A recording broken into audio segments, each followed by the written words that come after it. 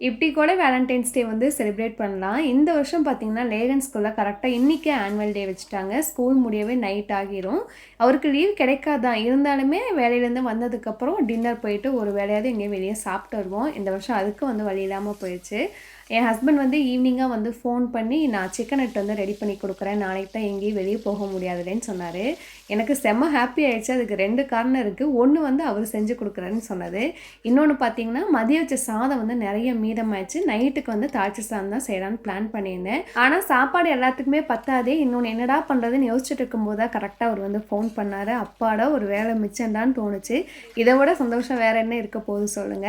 வழக்கம் போல அவர் ஸ்டைல்ல எல்லா மசாலாவும் போட்டு, அது காரம் அதிகமாகி தேங்காய் கட் பண்ணி போட்டு, ஃபைனலா பார்த்தீங்கன்னா சூப்பரா கொண்டு வந்துட்டாரு. அது நான் செஞ்ச தாளிச்ச சாப்பாடோட சூப்பரா இருந்தது. நமக்கு பிடிச்சவங்க, அன்பானவங்க எல்லாருமே நம்மளோட வேலண்டைன் தான். நாங்க எங்க வேலண்டைனுக்குலாம் சர்வ் பண்ணிட்டு டின்னர் என்ஜாய் பண்ணி சாப்பிட்டோம்.